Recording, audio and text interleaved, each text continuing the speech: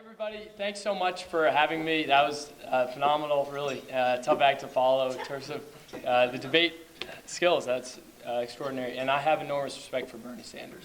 And I always say that, and I actually don't criticize him. He raises critically important issues about the role of money in our system.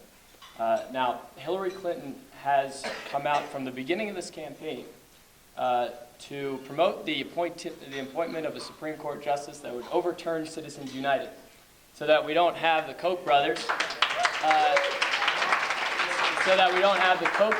who actually were launching an attack ad on Hillary Clinton, which brought up that case owning the entire Republican Party. And that's the situation we face. We face a Republican Party that is log-jamming our push for progress and our desire for progress. And Hillary Clinton has stood for progress for a long time, fought very hard for it. I am hugely admiring of the way she conducted herself in the 90s, taking on the pharmaceutical companies to create a healthcare system that was more affordable and more wide-ranging in its coverage of Americans. The pharmaceutical companies won. They opposed her. And after that defeat, she could have withdrawn into the conventional role of a first lady and taken a back seat, showed up for, photo shoots and everything like that. But she fought hard to get health insurance for 8 million kids. And Ted Kennedy attributed the passage of the Children's Health Insurance Program, the CHIP program, to her. She's fought hard in many different settings to advocate for people who needed legal aid, for example, in Arkansas. She advocated for better treatment of prisoners in Arkansas, which is why Maya Angelou came around to supporting her. We need a prison system that rehabilitates people and prepares them for productive citizenship after they got out of prison.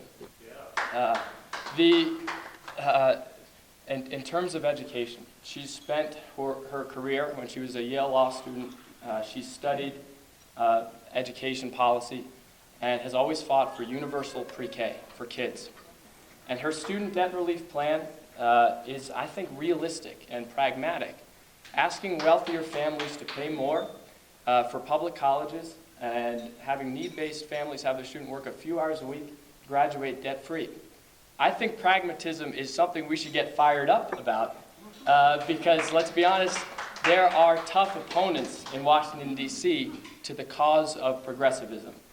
And so I think we should embrace wholeheartedly somebody who fights, no matter how hard it is, to make progress, to sit down with conservatives to try to find common ground like she did with the conservative Republican Tom DeLay, to fix the foster care adoption system so that kids without a home could find loving parents. And these are all reasons that I'm for her. Obviously, with Hillary Clinton and with Bernie Sanders, we have people with long careers. You could recite a lot of examples that they've fought for progress.